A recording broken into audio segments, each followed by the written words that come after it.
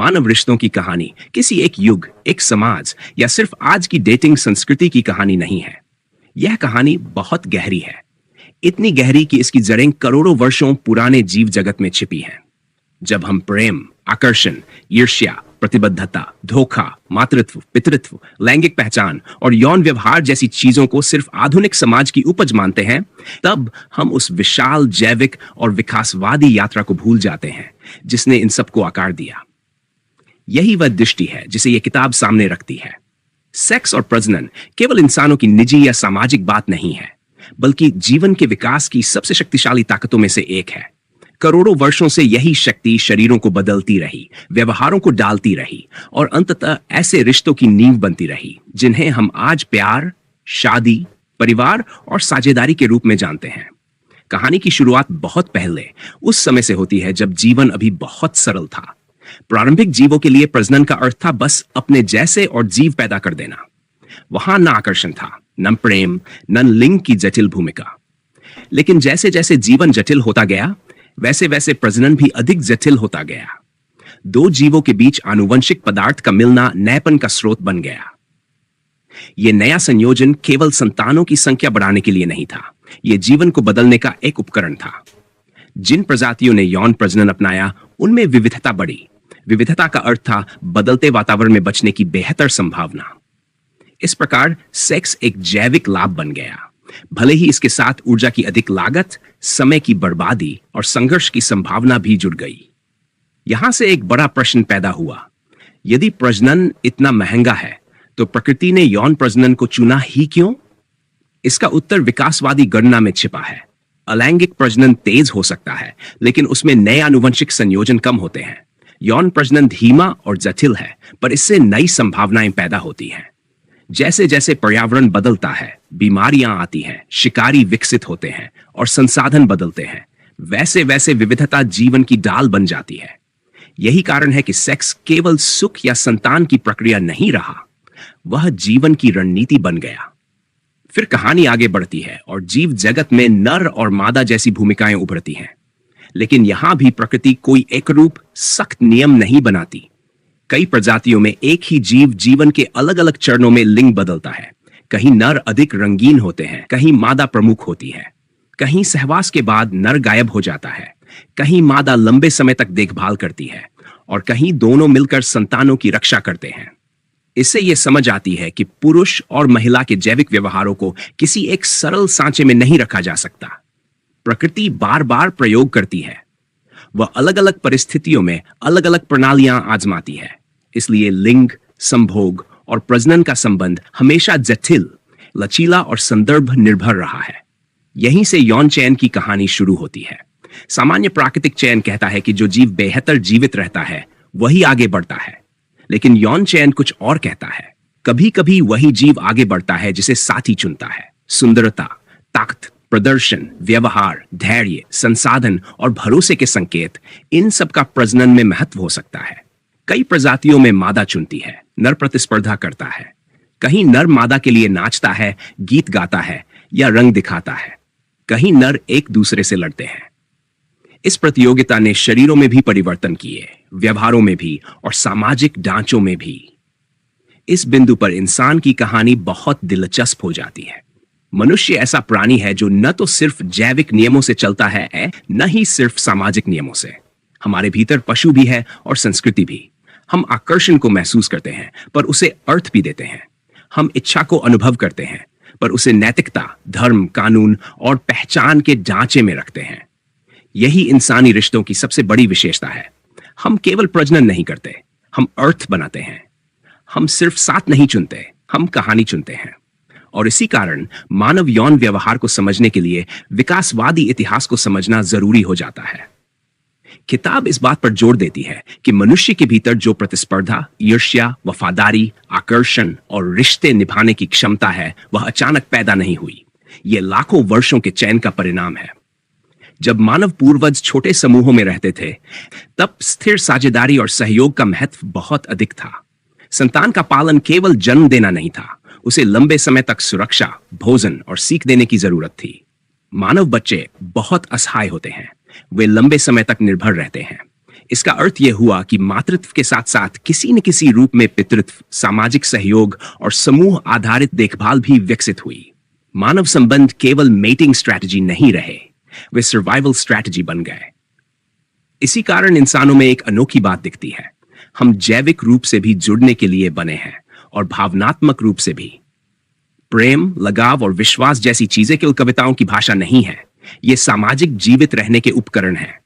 जो जोड़े एक दूसरे पर भरोसा कर पाए, जिन्होंने सहयोग किया, जिन्होंने संतानों को मिलकर पाला, उनके बच्चों के बचने की संभावना अधिक हुई। इसलिए attachment, bonding, pair bonding, jealousy, commitment जैसी भावनाएं केवल मनोवैज्ञानिक घटनाएं नहीं हैं, बल्कि विकास की भाषा में समझी जा सकती हैं। लेकिन विकास एक सीधी, साफ और नैतिक कहानी नहीं है। वह कई बार क्रूर भी होता है, विरोधाभासी भी। पुरुषों और महिलाओं के बीच यौन रणनीतियों में अंतर अक्सर इसी इतिहास से समझे जाते हैं। जैविक दृष्टि से प्रजनन की लागत दोनों के लिए समान नहीं रही। स्त्रियों के लिए गर्भधारण, प्रसव और स्तनपान जैसी जैविक जिम्मेदारियां अधिक भारी रही हैं। इस कारण औसतन वे साथी चुनने में अधिक सतर्क और चयनशील रही हैं। पुरुषों के लिए ऐतिहासिक रूप से कम जैविक निवेश के कारण प्रतिस्पर्धा और अवसरवाद की प्रवृत्तियां अधिक उभर सकती थीं। लेकिन यह केवल एक औसत प्रवृत्ति है, कोई कठोर नियम नहीं। मनुष्य की संस्कृति, समाज, अर्थव्यवस्था और नैतिकता इन प्रवृत्तियों को बहुत बदल देती है। किताब यह भी दिखाती है कि सेक्स केवल आनंद या प्रजनन नहीं है, यह संवाद का रूप भी हो सकता है। प्राणियों में यौन व्यवहार कई उद्देश्यों की पूर्ति कर सकता है। जुड़ाव, गठबंधन, तनाव कम करना, सामाजिक स्थिति दिखाना या समूह में संतुलन बनाए रखना। मनुष्यों में तो यह और भी जटिल है, क्योंकि यहां इच्छा, शर्म, प्रेम, भय, प्रतिष्ठा, वी और नैतिकता सब साथ चलते हैं। कभी सेक्स नजदीकी बनाता है, कभी दूरी पैदा करता है, कभी यह संबंध की शुरुआत करता है, कभी अंत, कभी यह शक्ति का प्रदर्शन बन जाता है, कभी भेद्यता का। इसीलिए सेक्स और रिलेशनशिप के बीच का रिश्ता यांत्रिक नहीं, बल्कि भावनात्मक और सामाजिक है। एक महत्वपूर्ण पक्ष यह भी है कि पुरुष और महिला की भूमिकाएं हमेशा स्थिर नहीं रही। मानव समाजों में आर्थिक प्रणालियों, शिकार आधारित जीवन, कृषि, औद्योगिकरण और आधुनिक शहरों के साथ लैंगिक भूमिकाएं बार बार बदली हैं। जब संसाधन इकट्ठा करने, रक्षा करने और संतानों की देखभाल की प्रकृति बदली, तब मेटिंग सिस्टम्स भी बदले। कहीं बहुपत्नी प्रथा मजबूत हुई, कहीं एक विवाह को प्राथमिकता मिली, कहीं अस्थायी संबंधों का चलन रहा, कहीं सामाजिक नियंत्रण ने यौन व्यवहार को सीमित किया। इसका अर्थ यह है कि कोई भी एक प्राकृतिक मॉडल इंसानों पर हमेशा के लिए लागू नहीं किया जा सकता। मानव यौन जीवन विकास और संस्कृति के मिलन का परिणाम है। किताब इस भ्रम को भी तोड़ती है कि मनुष्य केवल प्रेम या केवल शरीर से चलता है। वास्तविकता यह है कि दोनों एक दूसरे में उलझे रहते हैं। आकर्षण अक्सर बाहरी संकेतों से शुरू होता है, स्वास्थ्य, ऊर्जा, व्यवहार, स्थिति, सौंदर्य, आत्मविश्वास। लेकिन लंबे संबंध इन संकेतों से आगे बढ़कर भरोसे, साझा मूल्यों, सहानुभूति, स्थिरता और आपसी निवेश पर टिकते हैं। शुरुआती आकर्षण और दीर्घकालिक साझेदारी अलग तरह के जैविक और मानसिक तंत्रों से संचालित हो सकते हैं। इसलिए किसी एक ही तर्क से प्रेम को समझना संभव नहीं। मनुष्य एक साथ नया भी चाहता है और स्थिर भी, रोमांच भी चाहता है और सुरक्षा भी। यही अंदरूनी खींचतान रिश्तों को इतना सुंदर और इतना कठिन बनाती है। यहां मेटिंग कंपटीशन की दुनिया भी सामने आती है। बहुत सी प्रजातियों में और कुछ हद तक मनुष्यों में भी प्रदर्शनों का महत्व होता है। धन, बुद्धिमत्ता, शक्ति, सौंदर्य, लोकप्रियता और सामाजिक स्थिति, ये सब कहीं न कहीं संकेत बनते हैं। इंसान केवल अच्छा जीन नहीं, बल्कि अच्छा भविष्य भी ढूंढता है। कोई साथी कितना संवेदनशील है, कितना विश्वसनीय है, कितना साथ निभाएगा, कितना संसाधन साझा करेगा, ये बातें आकर्षण के केंद्र में आ सकती हैं। यही कारण है कि मानव रिश्ते कभी केवल जैविक नहीं होते।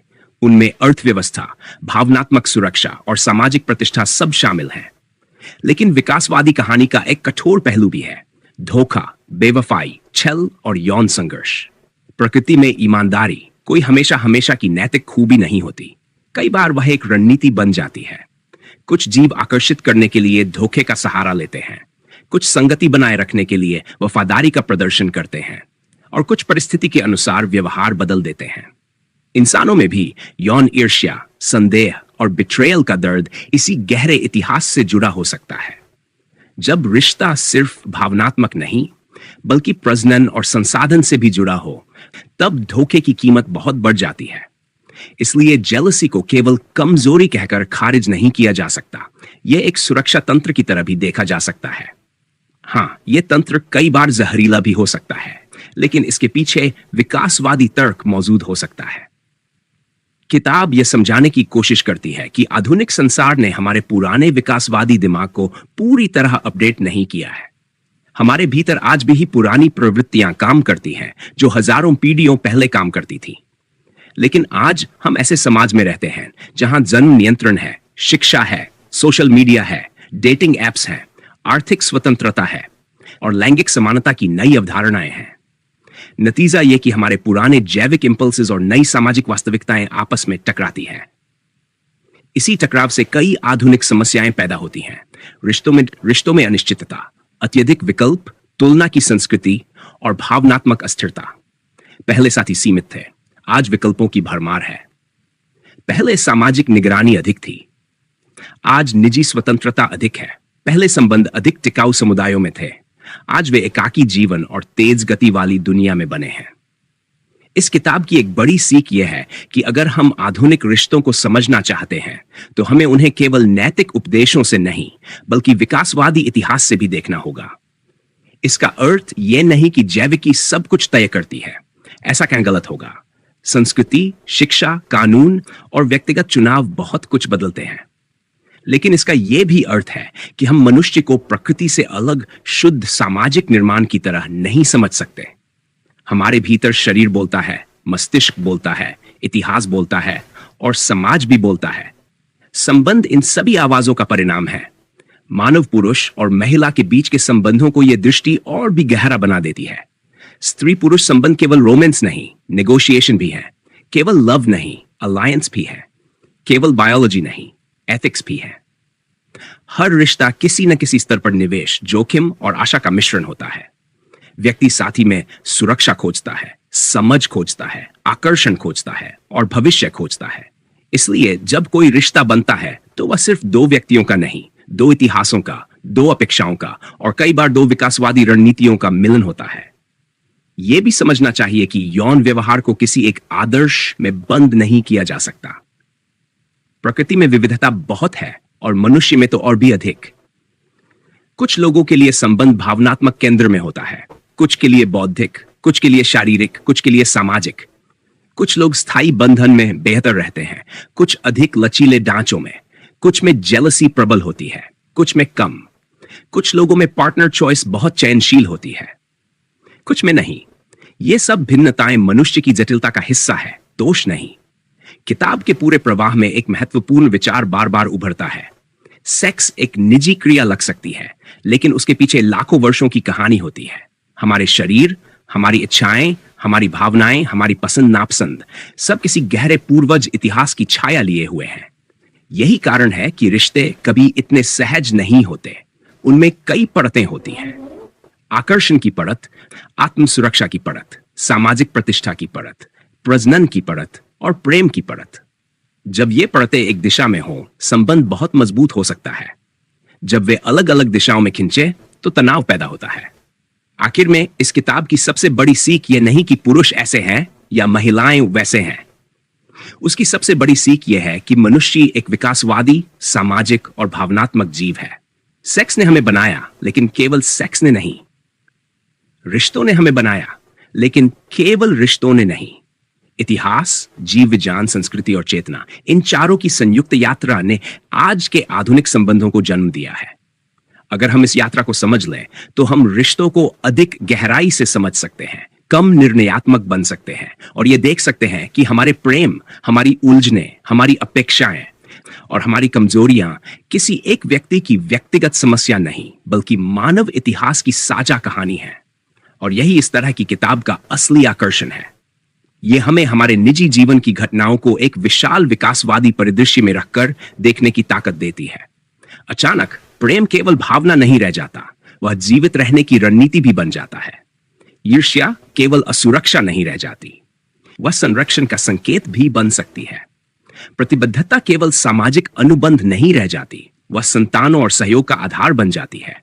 और सेक्स केवल शारीरिक क्रिया नहीं रह जाता, वह जीवन, विविधता, संघर्ष और कंटिन्यूटी की सबसे पुरानी भाषा बन जाता है।